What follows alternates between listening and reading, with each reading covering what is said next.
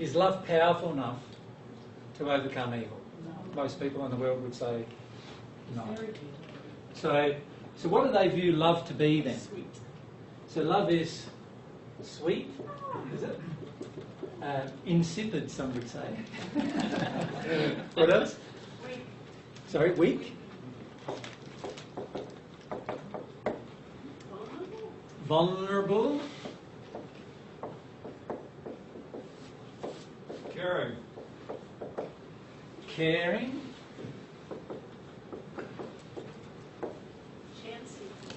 Chancy. Risky? Shall I use the term risky? A fabrication of the mind. A fabrication of the mind. Many do, yeah, many have a very strong condescension, don't they? Towards love. Condescent. How do you spell it here? Yes. It's for suckers. It's for suckers, yeah. So what would you say if we used a less colloquial term? For fools. For fools, yeah, love is for fools. Yeah, so foolish. Conditional. Conditional, yeah. Blind. Love is blind, yes. Good. Impractical. Impractical.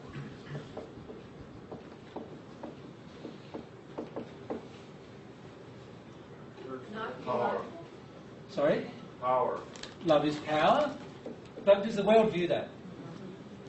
Because if love was power... The ego mind would say power was that you can force people to do things, but love is the power to create. Yep, but do most people on the planet believe that? I don't. Oh, I don't know what those guys I'm not saying most people on the planet don't believe that. Unreliable. Unreliable is what a lot of people believe. How many of you have had unreliable love in your life? It's painful. Painful, yes. Sacrifice. Sacrifice, yes. Fleeting. Fleeting, yes. Hurtful. Hurtful, yes. Love hurts. Irrational. Irrational, very good. Overwhelming. Overwhelming. Do most people let themselves ever be overwhelmed by love? Most people go, instead, what do they say? There's different things people say about not letting yourself be overwhelmed by love. Controlling. So, if I just extend this idea a little bit at first about how many of you allow yourselves to be overwhelmed by the love you feel on a day-to-day basis? So that would tell me that there is a different viewpoint of love than it being overwhelming. Does that make sense? So I do feel that for many of us, if we felt love fully, we would be overwhelmed. But most of us try to control that. We don't want to be overwhelmed. We want to be in control. Right? So there's issues there. Distancing. And do most people feel that? About love. I don't feel most people feel that. Intercourse. Sorry? Intercourse. So sex? Love is sex? Sex. Yeah. Right. Limited. Limited in lots of different ways, eh? Can you see we're starting to get a bit of a picture? Earned. Earned, yeah. So, Sacrifice. sacrifice? Yep, already there. Okay, so that's our view of love. Let's just rub evil out. Are you saying that you feel love is evil?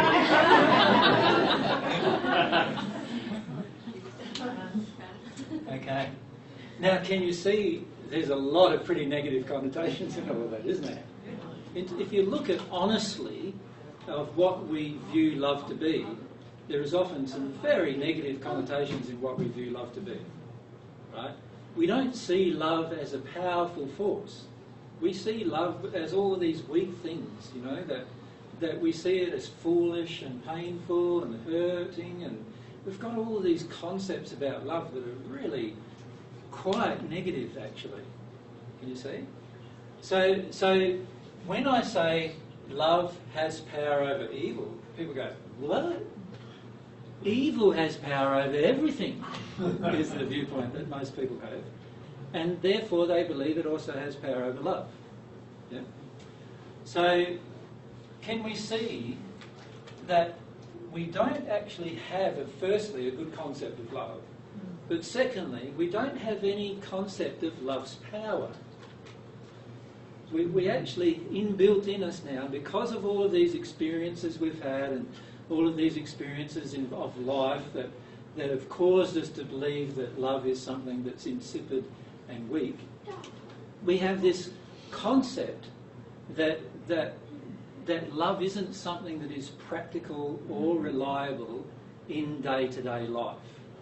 Right? We believe this. In our soul we believe it.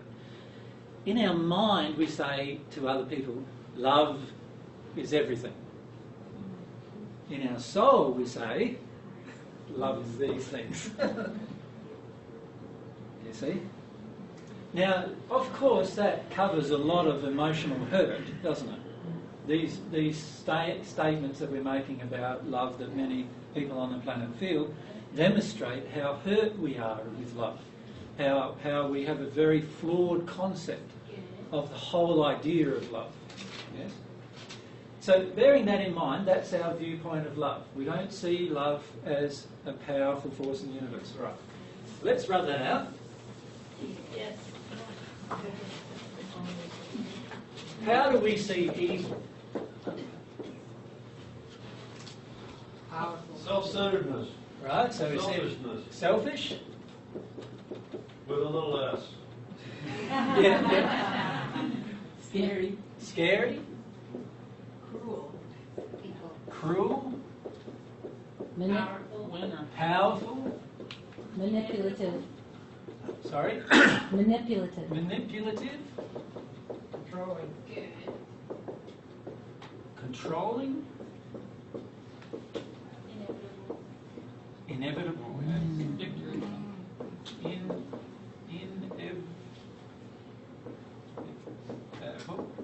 Omnipotent. Yes.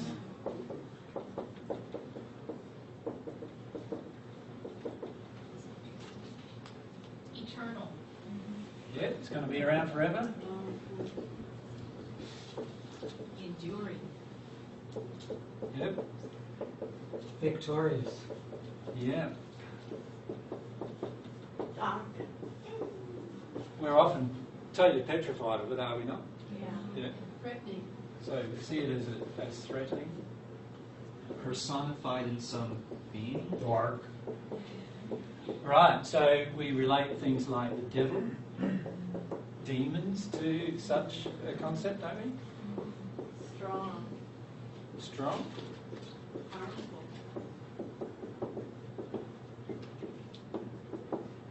Filled with lies and deceit.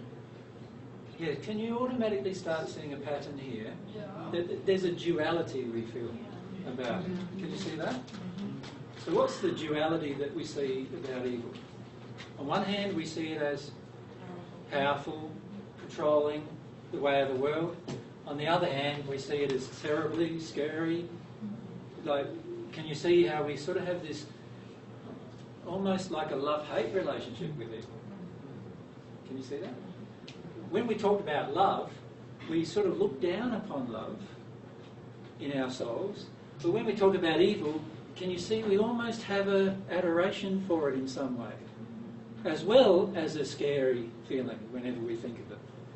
So we sort of like we admire it, but at the same time hate it.